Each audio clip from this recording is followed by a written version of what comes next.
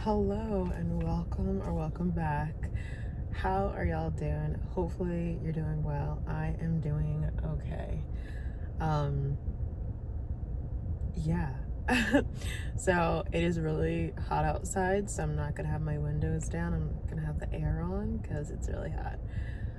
Like, really hot. I should not have done this, but I did do it. And I got myself, whoa, it's a bunch of yellow cars recently. I got myself a my nose itches, an iced grande matcha latte. It's actually like pretty green today with, wait, what the, oh, hold on. I don't know why this is smelling like a fart. Hold on. I hope it's like, hold on. Now I gotta check this out because I don't know why. I just got a whiff of something and I was like, I did not smell that. Okay, never mind. I think it's the green. Oh gosh. It low-key smells like a fart. This is the plot twist. I was not expecting this. Hold on. All right, let's taste it. Hold on. I don't know, because you know how like broccoli sometimes smells like a fart or something? Like a weird broccoli, you know what I mean? How it has that like green scent, you know, like how greens have like that scent. And this is obviously like a green. So, all right, I'm just gonna taste it. It has lavender in it, but I am confused about this, but.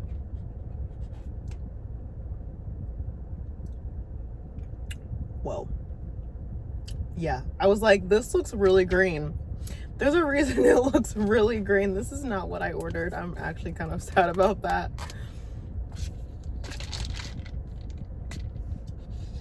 I'm just gonna be a Karen and go back and be like, this is not what I ordered. I ordered it.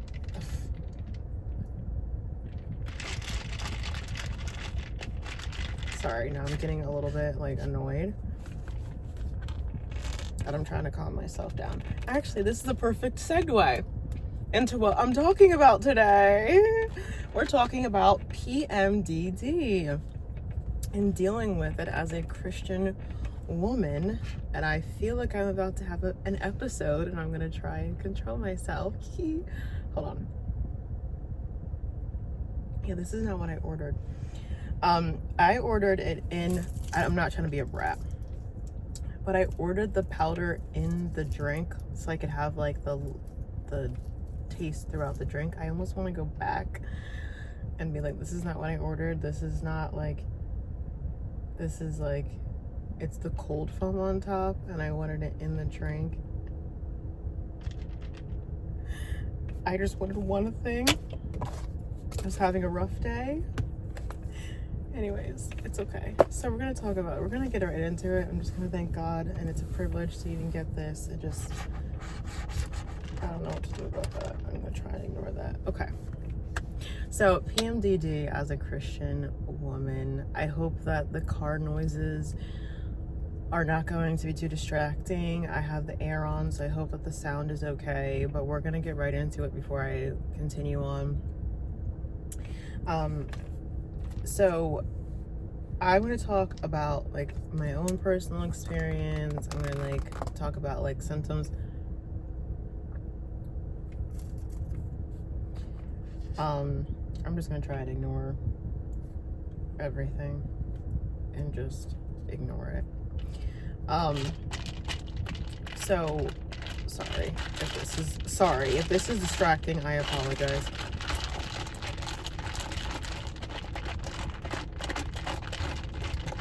Because I would like to enjoy this. This is the most real, not real PMDD episode.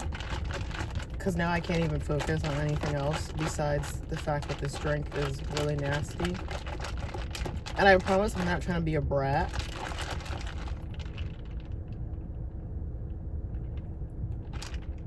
That's a little better. I just really was having a hard time earlier. And I was like, oh man, I can go for a lavender matcha drink. And this is not what I ordered. And you know when you go out specifically for something you're just like, oh man, I hope this makes me feel better, and it makes you feel worse. And now I have a headache. Okay, it's okay. So PMDD, I realized that I had PMDD, I don't even know, a couple years ago, and I didn't even know that I was experiencing PMDD. I thought that it was normal PMS. I was like, oh, all women go through this, right? Like, this is normal, you know, like mood swings, irritability, you know. But then I would find myself being like really depressed, and I'd be like, you go through that too, right? Like, you literally like want to leave this earth too every month, right? That's normal. Or like just super lack of motivation to do anything. Like, I would be like on fire, and I'd be like super interested in things, and then around my period I'd be like, I hate everything, I hate everyone, and I just want to quit everything. I just want to quit just everything. I do not want to deal with this. I'd be like, you go through that too, right? You want to drop everything, you want to be super irresponsible and like what's that word, impulsive, and it's like extreme highs and lows. Like, you go through that too, right? Like, this is normal PMS symptoms. And then it turned out that it wasn't.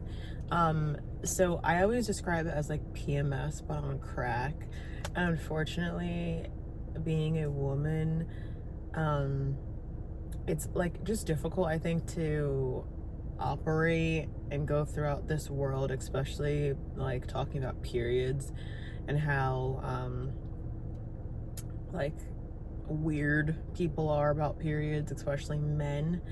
And I don't really think that like the majority of men, there are some men that are understanding, but I don't think that the majority of men are like really understanding of how PMS really does affect your emotions. Or it's like, oh, you're on your period, aren't you, because you're like showing emotion, or because, you know, you're showing some type of like reaction or something. Oh, stop, you know, you're on your period, you know what I mean? It's like there's a whole bunch of things revolving around it, so it's a lot. And I always have a hard time about it, because I'm like, okay, are you comfortable talking about your periods? I've had talks to like not talk about my period, and I'm like, well, which one is it, you know? Like, makes me feel really uncomfortable, because I'm like, now I feel like I can't be honest and open about my emotions and what's going on. But it's like, this is literally what's going on. I'm like having a literal episode. So I just wanted to kind of talk about that. And there can be a lot of shame that's brought into it, like especially as a Christian, because the way that you act, your emotions, you might make mistakes, you know, during this time. You might make bad decisions during this time. And there could be like shame that comes with it. And also, I'm not sure, you know, if anybody else struggles with this, but my relationship with God would really struggle during PMS, PMDD, whatever times. So I just wanted to talk about it and have a candid conversation, you know, and be kind of like unfiltered about it, because there's no one currently right now telling me to like calm down and like pump the brakes, or this is like too much, you know. So I wanted to talk about this, like or kind of like give a brief overview, and you might like relate to these, or maybe you don't know that you have PMDD, but hopefully this can kind of open a door to be like, oh, okay, this is what it is. This is not normal, you know. Or like, I don't want to say the word normal, but this is not like the average PMS, you know, as to like, you know, because I just felt like, I felt different than other people. My friends would be like, oh yeah, I get the casual mood swing, or I start crying, or like, you know, I was watching like this rom-com last night and I was like crying, and I'm like, I literally, what's the word I want to use? I literally beat myself up mentally for 2 hours yesterday, and I cried hysterically on the ground. You didn't do that? Oh, you're watching a rom-com and you cried? No, I mentally assaulted myself for several hours. Yeah. It's kind of like, I don't know. So, anyways, so I was just like looking some stuff up. So, the symptoms of PMDD are some of them. I'm sure there's more, but this is like what I pulled from the internet. Severe mood swings, irritability, and I would say like severe irritability. I'm not sure what anybody else experiences, but when I say like severe, I like literally can feel my skin crawling. That's how irritable I feel. I'm like, it's taking everything in me to like control this beast that's inside of me. It's taking all of my strength. I can literally wait, what is that? Like, isn't there like a Marvel like superhero or a Marvel I don't think it's Venom, no, or like a villain or something. I feel like I've definitely seen that before, where it's like this thing, and like it's like not crawling, maybe like crawling inside. I don't know how to describe it. I just would describe it as like there's like something crawling like in my arms. I feel it really in my arms, like just like in my arms, like wanting to just like burst through my skin and just like scream. It's not fun. Okay, so like depression, hopelessness, worthlessness, like really bad, where you can be like out for days and being like, oh wow, I hate everything, I hate my life, and I just don't even want to be here anymore. What's the point of me being here? Like just that extreme like worthlessness. You feel like there's nothing for you. Self-critical thoughts,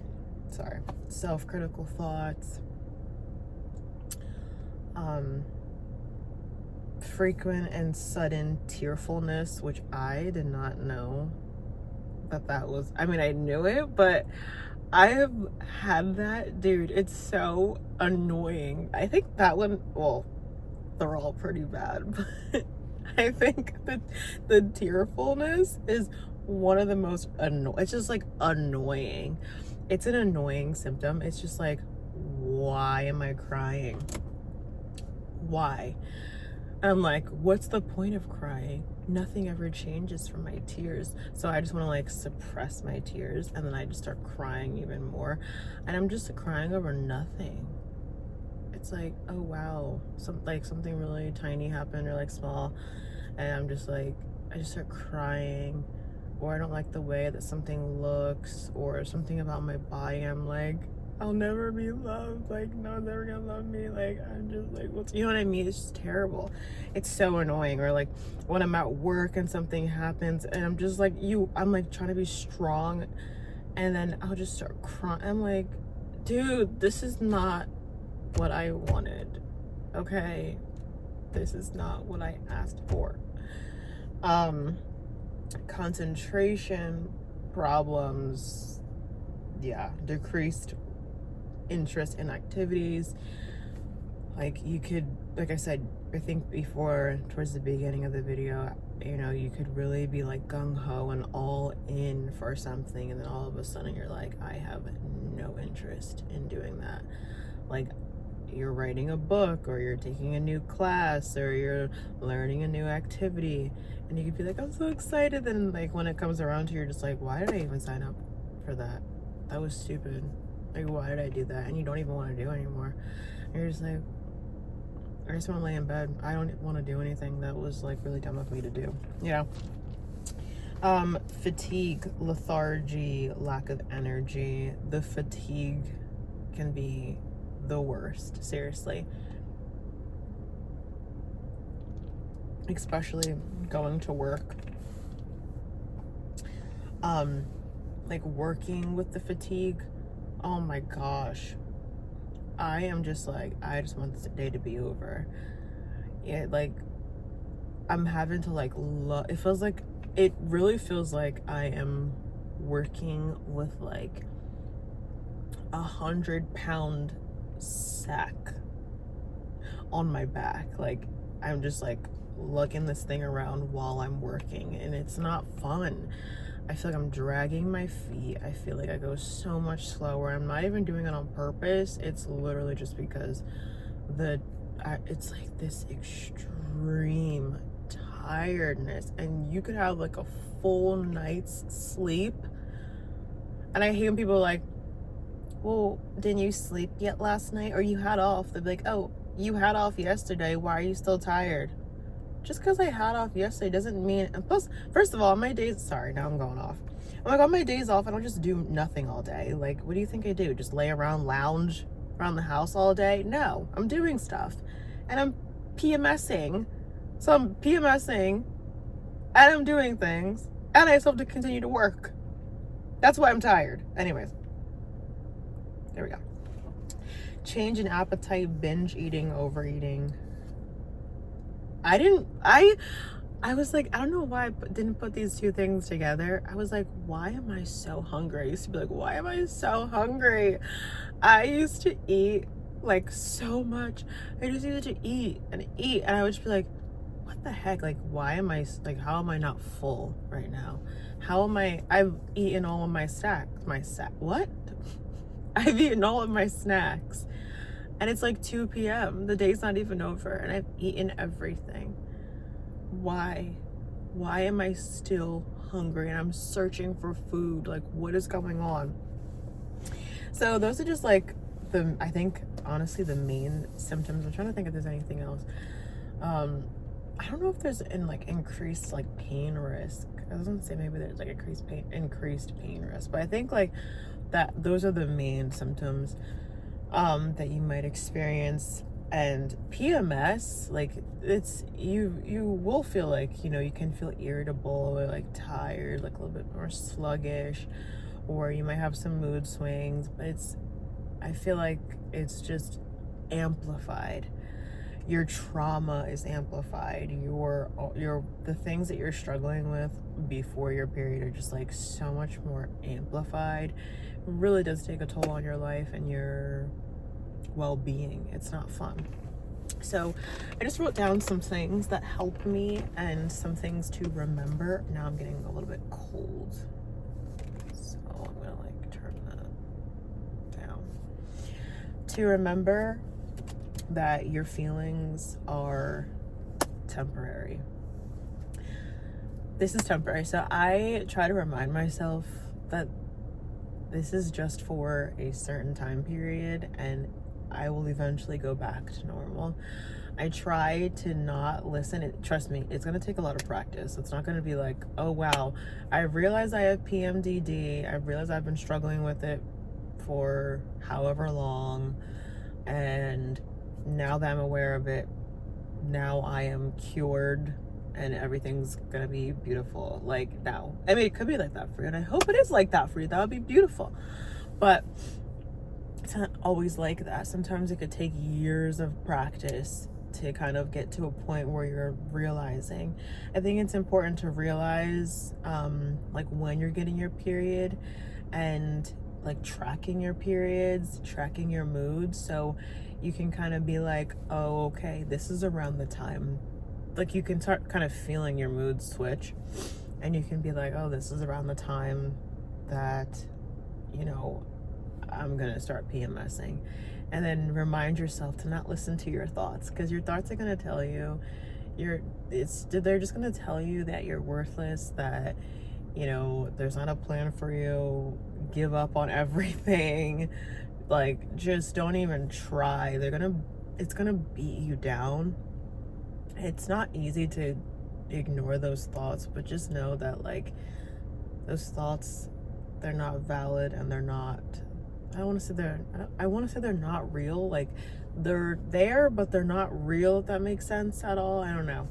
But just to remember that it's temporary, so don't make permanent decisions off of temporary feelings. I try not to make any major decisions if I don't have to around my PMDD phase, unless it's something that I know I'm for sure. Like if I already made up this, I've already thought about this, and I'm like, I know for sure that this is, you know, it. But sometimes, you know, impulsivity can play a factor. That wasn't one of the symptoms, but I would say impulsiveness is definitely a symptom. I am like, I can be really impulsive. Thank God. God has given me a lot of self-control, so I am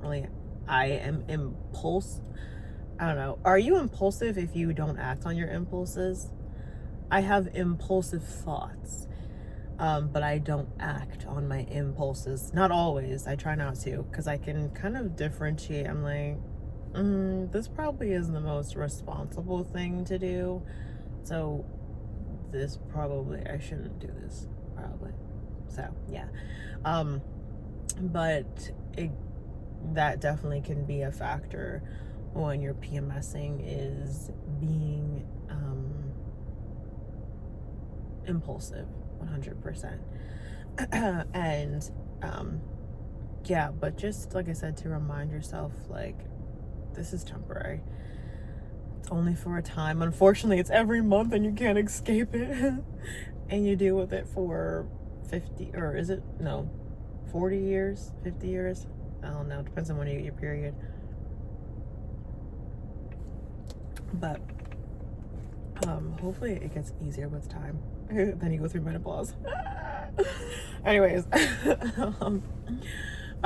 communication is key.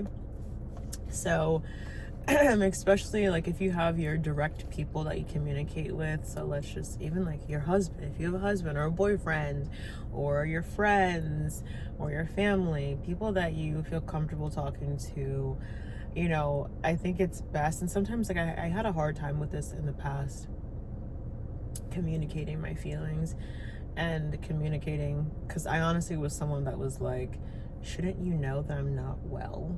Because I'm a really good reader of people's emotions. I can tell when people are not well.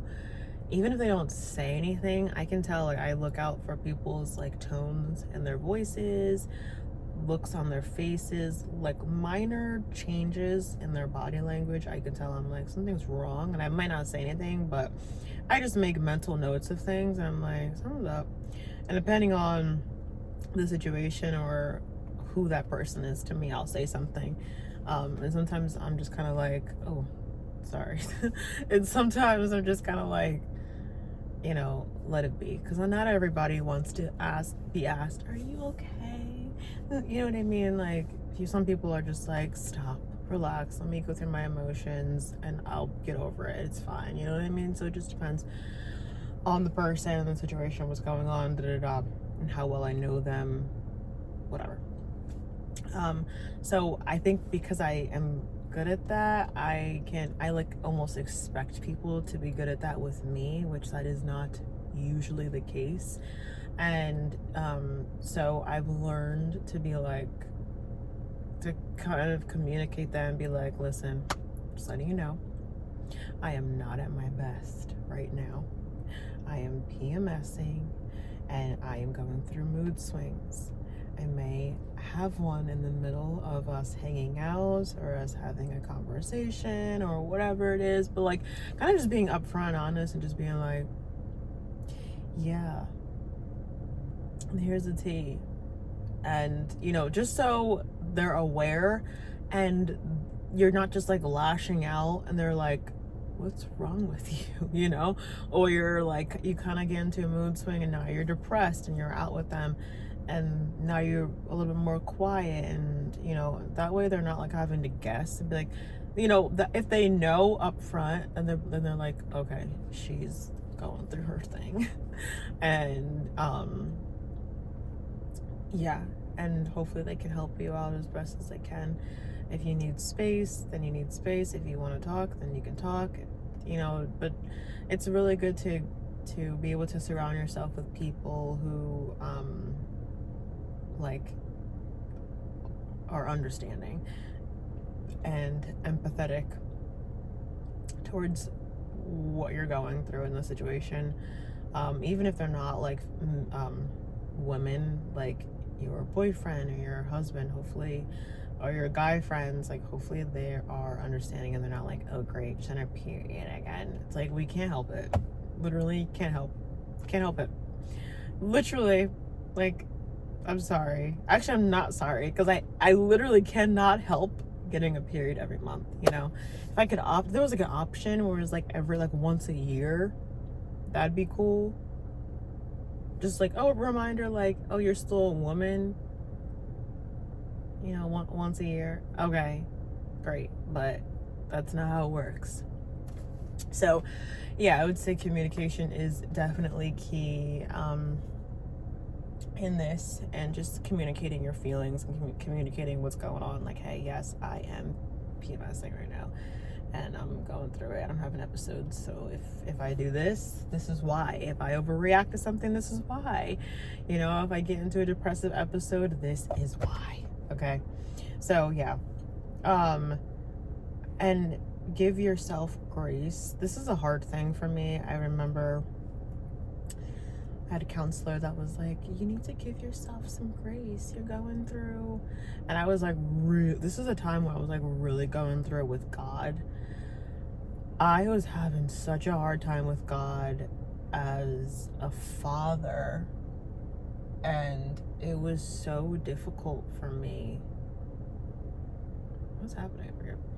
Like, I was really having a hard time, and I just was like thinking that everything was bad. Like, I was going to get punished for every single thing that I did. It did not matter what it was. God is going to punish me, and he's going to be upset with me, and like bad things are going to happen. And yeah, it just like wasn't a fun thing to happen. There's someone over here, and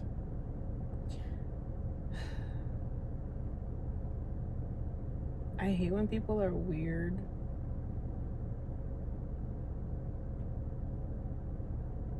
What are you doing, sir? Sorry.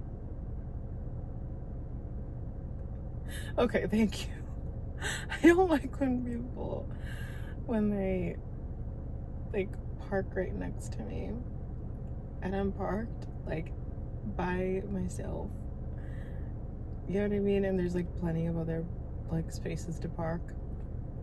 Anyways, so what was I saying? Oh, give yourself grace. Yeah, I had a hard time with this. I was like, this is not something that I can do. I'm like, there's no grace. Why would I do that? And then I'd be like, well, I just thought a bad thought. I thought something really bad, or like, you know, my thoughts have not been positive. They have not been pleasing to God. How do I give myself grace for that? Is God giving me grace? Like, do I get punished for every thought that I have?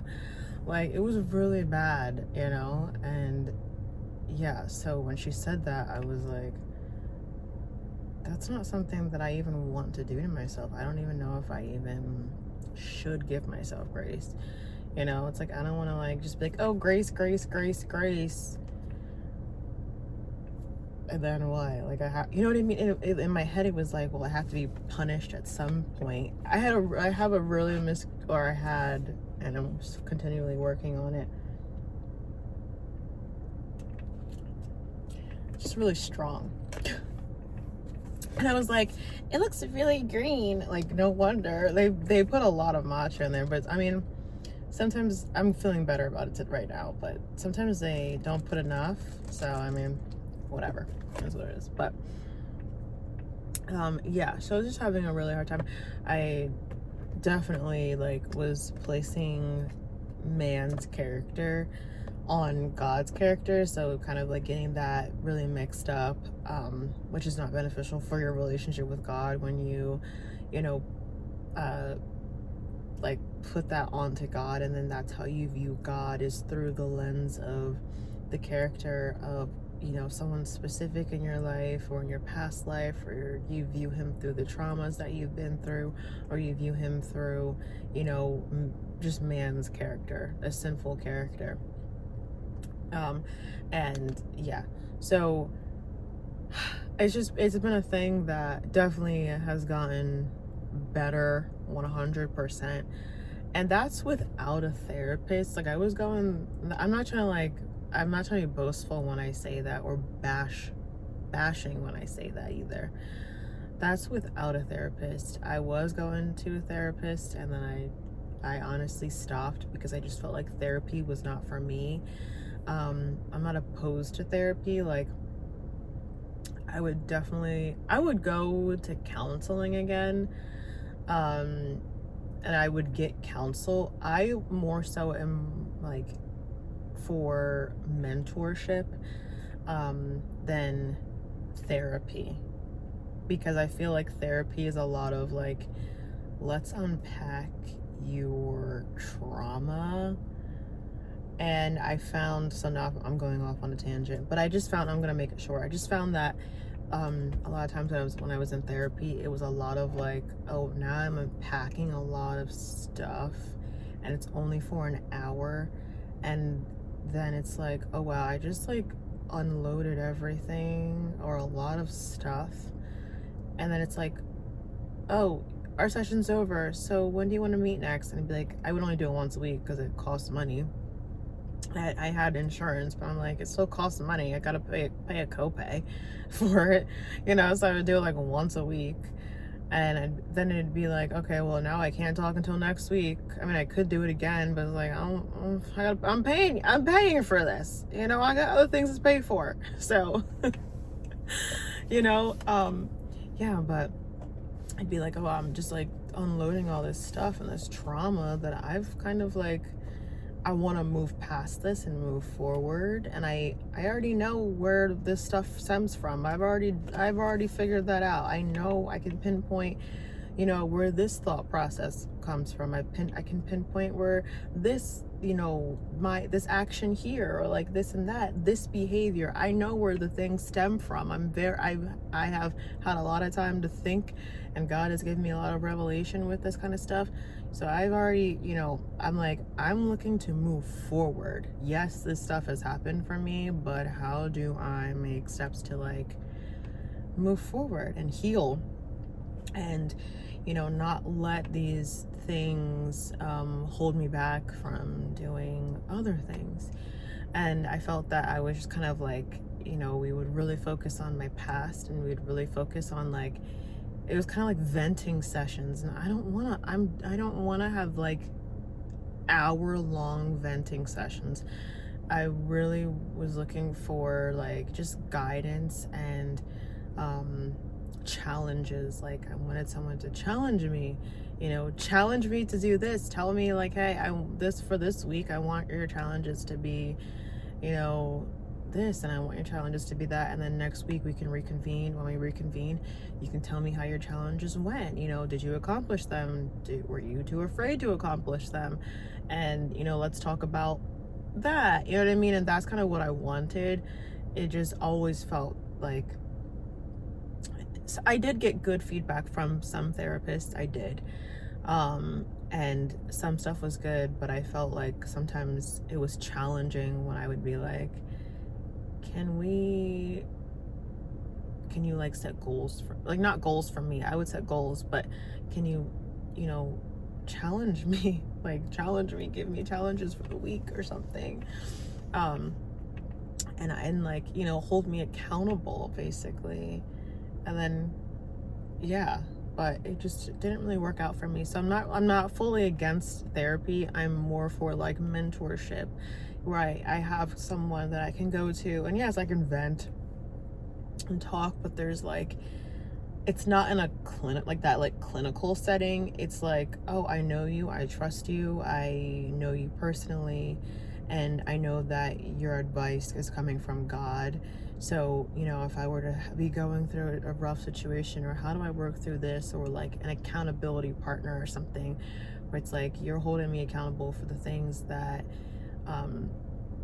that are being challenged in my life. You're holding me accountable to my actions, to my words, and like, you know what I mean? And my growth and all these different things. So that's more so what I look for now, versus in a clinical setting where I'm like having to like, you know, unpack all this trauma again and again. And I haven't gone to therapy again because I'm just kind of like, I'm done. I am just so over talking about the things that happened to me. Like, I'm ready. I just like, I want to move forward. It happens. Those things happen. It is what it is. Like, let's move forward from this. And yeah. So anyways, give yourself grace. Sorry, I went on a little tangent on that. Okay. Oh yeah, not against therapy. I think therapy can be very, very beneficial for a lot of people, but for some people, like I just felt in my spirit, I was like, this is not what I need during this time. So I guess kind of like feel out what you need. Like, what are your needs during that time in your life? Do you need therapy? Go to therapy. Do you need more of a mentor, someone that you personally know and trust, where you're not just like paired up with a stranger, you know? And you're not, you know, you're looking for this, you're looking for specific things, and maybe you can find that in a therapist. So I'm not saying that it's completely wrong, you know, maybe like I'm sure there are really good therapists that are out there that are really helpful and at setting goals and setting like challenges for you and holding you accountable to different things, but that hasn't really been my experience. So I'm not saying that doesn't exist. Okay. So anyways, yeah, but giving yourself grace, that was always a really foreign concept for me, because it just was. I was like, I don't deserve grace. I don't know how to give myself grace. I don't know how to receive it even from God, because I'm like, what does God think about me? I'm giving myself grace, but what if God's not giving me grace? Then I'm giving myself grace, but then God's not. It's like, that doesn't make sense. There's like a disconnect for me. But now I do understand the giving yourself grace, like really give yourself grace. And I hope and pray that if you struggle with that you can understand and learn and know that there is grace for you, especially during this time. And that, like, I mean, this is another point that I had. I don't even know where I had it, but that like God is so much bigger than your feelings and your emotions, and like he's not surprised that like at the things that you're gonna say, the episodes you're gonna have, the thoughts you're going to think, the negativity that you're going to feel or spew. Like, he's not surprised at that. He already knows that's gonna happen, but yet he still chooses to stay, you know? Because it's like, you know that he chooses to stay because he's still like, you still encounter him and you still feel his love, or you feel him, or you can still talk to him, you still have access to him, like while you're off your period. So it's not like, oh, what I did on my period determines what I do. I'm not saying, okay, I think it's a complex situation.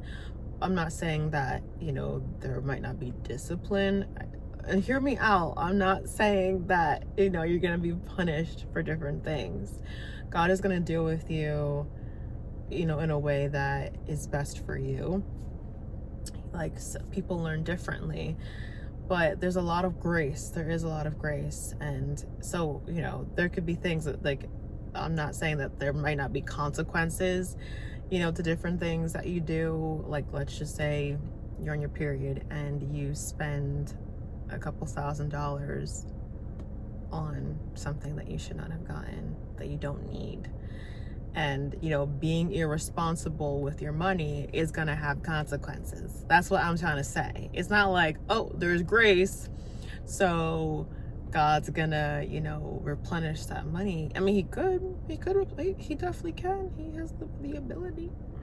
But, you know, there still might be consequences, but there still is grace. If that makes sense, okay? But that's why I say don't make any major decisions when you're PMSing or on your period sometimes. Like, just don't do it. But anyways, yeah, I hope I explained that properly. But the grace thing was really hard for me to realize. But yeah, so anyways, okay. So, you know, God is like, he's just there. He's just there, right? I think a hard thing for me was I definitely grew up in like a give and take kind of love where it was like, oh, you're doing the right thing, so like you're going to receive my love, right? I never really got unconditional love in my household. My mom, no, from my mom, yes. My mom never really felt like, oh, my mom doesn't love me because I did something wrong or like I was just disobedient. But from the other side, no. It was very much, and that really was really impactful in my life in a negative way. And so I really like I learned this pattern of, you're doing the right thing, okay, you have access to my love, but as soon as you do the wrong thing or you do something bad, quote unquote bad, even if it's not even bad or necessarily wrong, but it's bad in their eyes, now I'm going to withdraw and like retract, is that the word I'm looking for, my love. And so I'm kind of used to this like give and take love. I'm not used to this love where it's like, I love you at all stages, even if you're doing something that I don't necessarily think is right. I love you even through that. Or just spit everywhere. So that was hard for me because I didn't really experience that on a human level. It was hard for me to experience it on a spiritual level. I'm like, I can physically, the things that I can physically see and feel and touch, in my life, I'm experiencing this conditional love. How am I supposed to experience this unconditional love from a being that I can't see, I can't touch, I can't physically like feel, that was really hard and difficult for me, and especially during my PMS, it was like, or PMDD, it was like really exacerbated. Is that the word I'm looking for? It was really like just heightened, so it was an important lesson for me, especially when I was off my period, to be like, oh wow, God's still here with me. God's still like moving in my life, and he's still working in me and working in my heart and teaching me things. So clearly what I did and the choices that I made when I was PMSing didn't really affect my relationship with God that much to the point where he's like, depart from me. You know what I mean? Where he's like, he's turned his back on me and he's withholding his love from me because of what I did or what I thought or what I said or how I reacted or my episodes or my depression or this or that when I was in an episode of like PMDD, because now that I'm out of that, I know that he still loves me. So that was a really big thing for me to grasp, and it was really helpful because he already knows that that's gonna happen, but yeah, he still chose me and he still loves me and he loves me through it. And I think that's something that's important to remind yourself, especially when you're going through it. Like even today, I really had a hard time today. This morning in the afternoon, I was just, I really want to neglect my responsibilities. And I ended up doing a couple things. Like I made a couple phone calls I did not want to do. I didn't do something that I should have done, but there's still time today. I'm feeling a little better. But I think another thing is like, sometimes you just gotta, it's hard. You gotta find that balance of giving yourself a break, but then pushing yourself too. And it's really difficult to push yourself through your emotions of, I don't want to do this.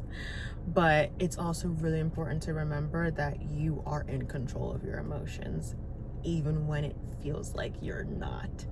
You always have that choice. And I don't know, I think that might be hard to hear maybe for some people. And I think it was hard for me because it sometimes feels like I don't have a choice. Trust me.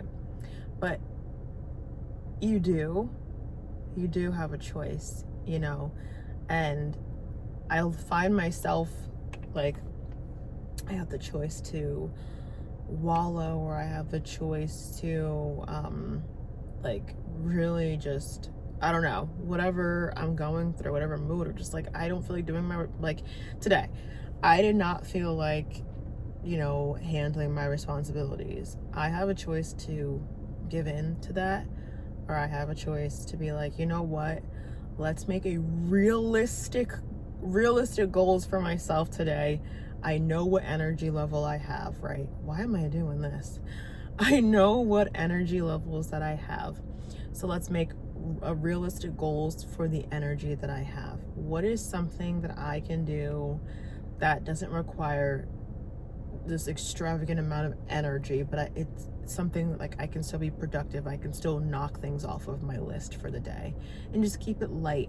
But I have that choice to be like, I'm just gonna not do anything and neglect my responsibilities, or I have a choice to be like, you know what, let's just do what we can and then take breaks in between, and again, be gracious to yourself. If you need to take a break from what you're doing and your responsibilities, it's okay, because you're gonna feel sluggish. It's gonna take you longer to finish things. It's gonna take you longer to make decisions. It's gonna like everything is like your emotions, your feelings, your decision making, whatever the abilities. You're going through all these emotions and mood swings and tiredness. It's going to take effect. Don't act like it's not going to take effect. Don't act like it's not going to take effect. It's like, don't act like it's not going to have a toll on your performance abilities. So let's just be realistic. I hope I'm making sense. But at the end of all of this, there is still grace, right? So even if you choose to neglect your responsibilities, which I'm not entirely against sometimes, because sometimes you really need a break.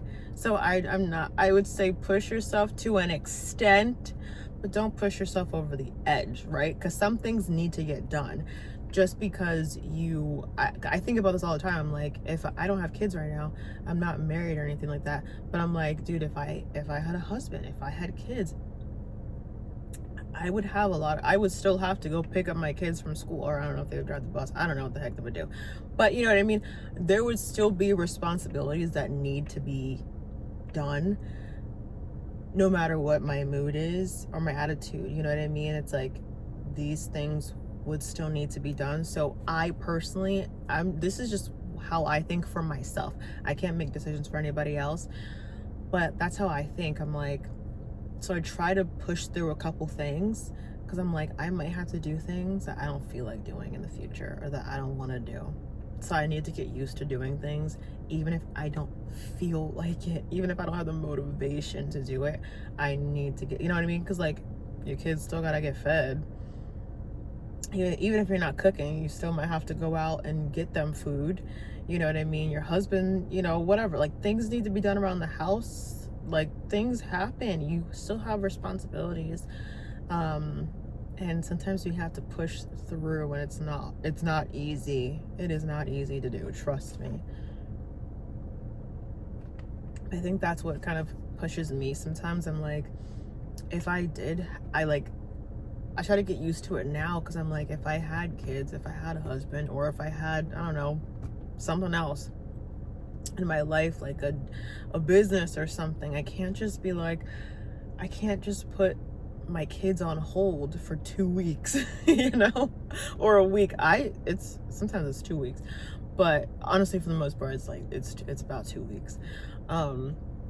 I can't just put my kids on hold for 2 weeks. I can't just put my husband on hold for 2 weeks. I can't just put my business on hold for 2 weeks. You know what I mean? It's like, you might have to push yourself and push through these emotions and feelings while taking it easy, and giving like yourself that time and that break, and just knowing that you're not going to be like, you might be at this level when you're not on your period, and when you're on your period, you might be performing at like this or this level. But just understand that this level is still okay, because you're still working, you're still doing something. So give yourself that credit and those props, and don't expect to work at this level when you're PMSing. You know what I mean? Like, that's what I'm saying. Like, there just needs to be that level of grace. You did what you could today. And again, if you have a husband, if you have kids, communicate with your husband. Hopefully your husband can kind of like take over and make up that percentage that is lost in you when you're PMSing. You know what I mean? Like, oh, and pick up some slack. Like, listen, I see that you're struggling. What would be helpful, you know? Hopefully your husband can do that for you, and just kind of ask what will be helpful during this time. You know, picking up the kids, laundry, you know, like whatever. What would be best for you during this time to help you out when you're not at your 100%? That's why communication is really big. So anyways, and I'd like to remind yourself of God's love for you, because it can be, just spit everywhere. It can be really difficult. Because sometimes you can feel very far from God when you're PMSing. And just to remind yourself that He loves you through this time. He has not left you. And He won't leave you. He has not left you in your last PMDD episodes, and He won't leave you in your current or your future ones. And, excuse me, I wrote some verses. Oh my gosh. I'm just like burping. Romans 8. Can you guess what verse I'm going to read? I did not mean to make this video so long, but here we are. Okay. Romans 8, 31 through 39. I don't know if I'll read the whole thing, but let's see. Okay. What can we say about such wonderful things as these? If God is for us, who can ever be against us? I'm reading NLT. Okay, so hold on. I'm going to go down. You can read the whole thing. But the main thing that I want to read is, can anything ever separate us from Christ's love? So I'm reading from verse 35. Does it mean He no longer loves us if we have trouble or calamity, or are persecuted, or are hungry, or cold, or in danger, or threatened with death?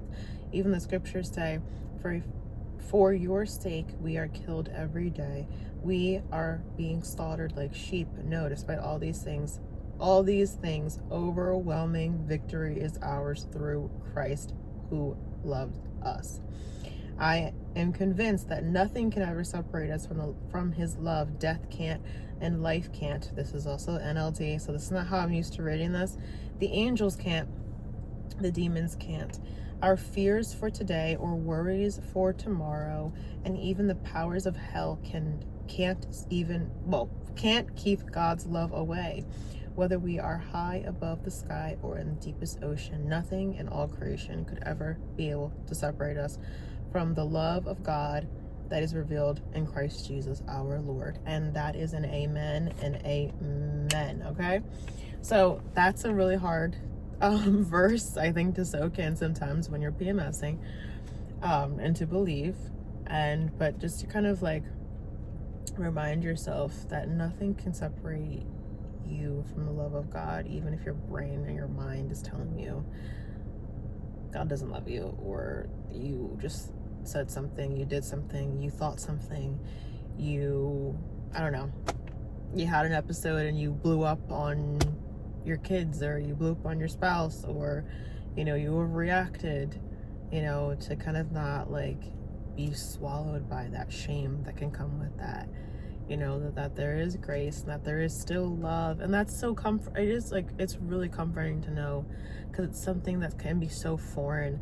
And the one thing, I'm not a mom, but the one thing that kind of helps me is, I'm like, if I was a mom, like I love when the thought process whenever I hear someone say, like, I'm a dad or I'm a mom, and I love my kids no matter what, even when they disappoint me, even when they're doing something that I tell them exactly not to do, I still love them.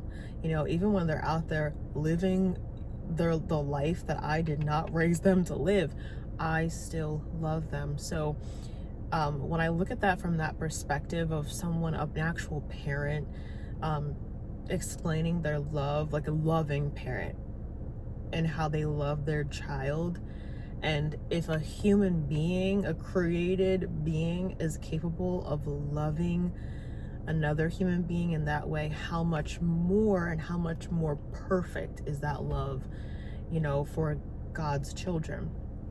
So if like, yeah, so that's kind of what helps me understand God's love, is looking through it in the eyes of that. Now, I have not experienced that for myself, but it really helps me when someone else explains it to me in that way, because it is very true. It's like, okay, we love in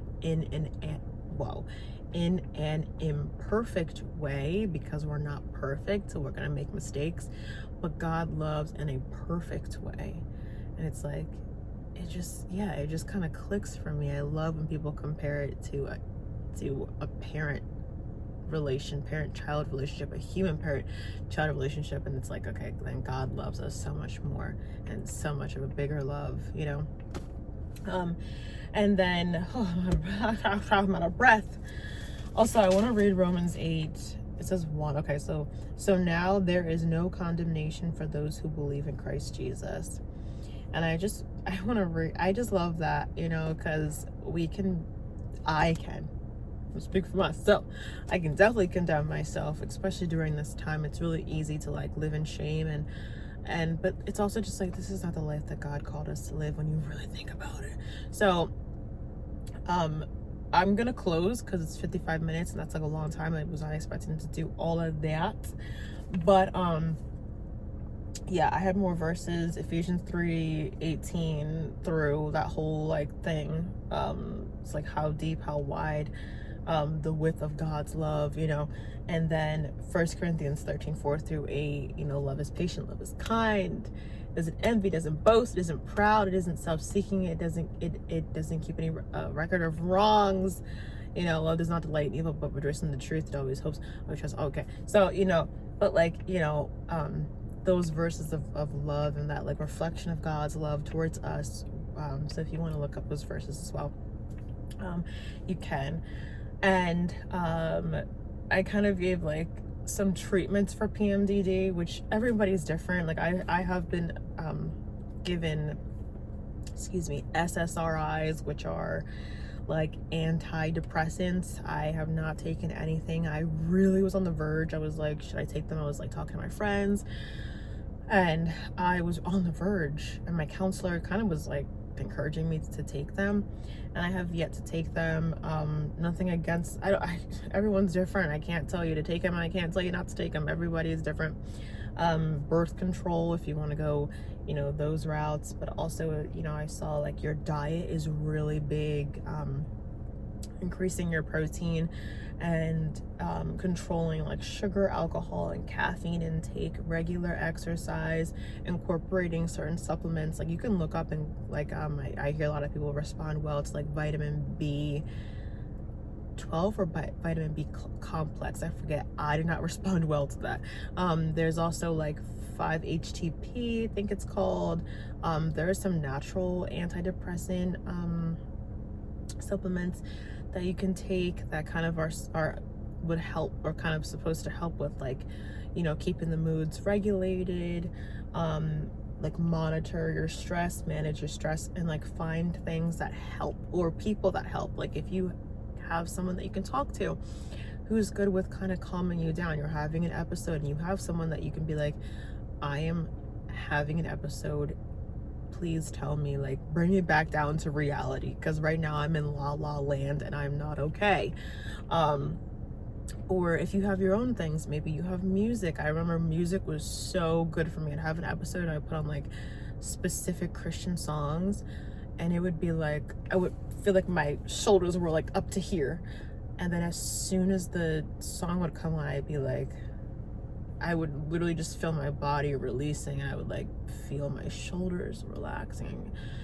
It felt so good, you know. So there's things like that, reading Bible verses. Maybe there's certain sermons you'd like to read, or certain Bible verses that you can put in your car, or put in your phone, or like put timers on your phone to remind yourself, like to read this Bible verse and remind yourself this is the truth, that God loves you, or that there's no condemnation, or journaling, or reading your Bible, you know, or just reminding yourself to talk to God and cultivate and nourish that relationship. Like, God, you see I'm PMSing, you see I'm going through these things, I want to still acknowledge you. I don't want to just be like, I'm PMSing, so let me hide myself in shame. Let me, I'm in the garden, I just ate the apple, and let me cover myself. And God's like, who told you that you were naked? Why are you covering yourself up? You know what I mean? It's like, you don't have to hide yourself. You don't have to cover yourself up with fig leaves, when you're PMSing, still like nurturing that relationship. Just being like, God, my moods, nothing is hidden from you. I still want to talk to you during this time. Our conversations might look different and might be different, but I still want to have full transparency. And like, well, there's going to be full transparency either way, because God knows you can't hide anything from God.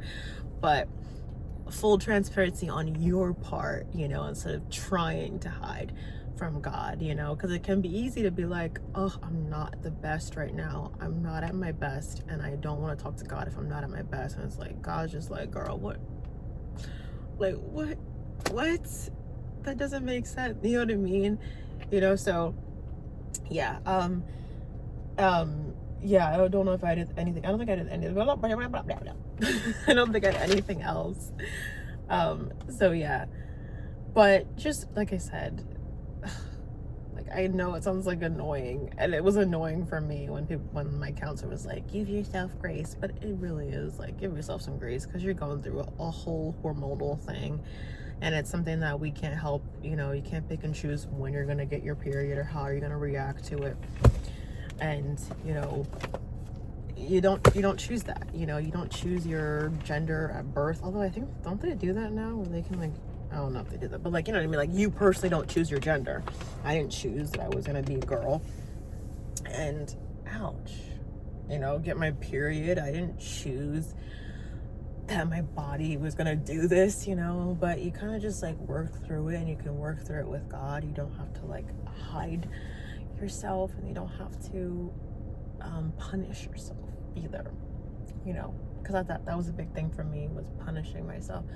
You don't have to punish yourself, and punishing yourself doesn't always look like something physical. Mentally punishing yourself too, where you put yourself almost in like mental timeouts, or you personally punish yourself by thinking thoughts of like, oh my gosh, I don't deserve this, I did this, and and now you feel like you need to mentally, verbally punish yourself, because and it's like, God's not even condemning you, and you're condemning yourself. So yeah, that's my shtick. I hope that it kind of came off well and helpful and useful for anyone. In the beginning, it was a little rough because of my matcha, but I feel better now about it. It's just like bitter, but it is okay, and I'm thankful. Another thing, I have realized that, because sometimes I would like start to complain or to get like really irritable, I've really started to say, whew, like, it's a privilege. So when I start to find myself complaining, like, I don't know, I'm trying to give an example, like,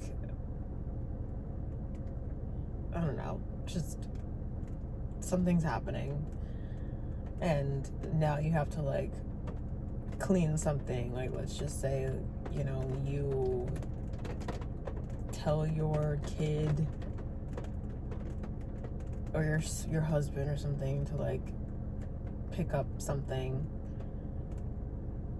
I don't know, clean up after themselves, and they like accidentally don't do it. It's like really easy to be like, I've told them many times not to do that, and you're like twitching, and you're like about to have a BF, but I really tried to switch that and be like, you know what, it is a privilege. Like, I've had moments where I've like told, like, I would tell my dad, I'd be like, like something, this needs to be here, this has to be there, like this or that. And sometimes like he'll forget, and it's easy to really get into like a mood and just kind of like, no, it's a privilege for me to clean this up. Like, I don't always have to, like, I can just do it and just say it's a privilege for me to clean. Like, I've heard people like being like, oh, my kids don't pick up after themselves, you know, my kids dirty socks on the ground, or, you know, this or that. It's like, it's a privilege to pick this sock up. I'm not saying don't teach your kids to clean up after themselves, okay? But you know what I mean? It's also a privilege to do things for other people, even if you have told them time after time, you know, to do it. It's still a privilege. It's like definitely shifted my perspective on different things, where instead of like being complaining and then like almost wanting to nag or point the finger and be like, you're doing something wrong, it's like, no, I don't need to say something every single time. This is a privilege for me to do this. It's a privilege for me to take care of this. It's a privilege for me to even do something that I don't want to do, you know? So kind of just shifts the perspective on the situation, from I'm irritable, I'm annoyed, I'm angry. But now I'm like, no, I'm thankful.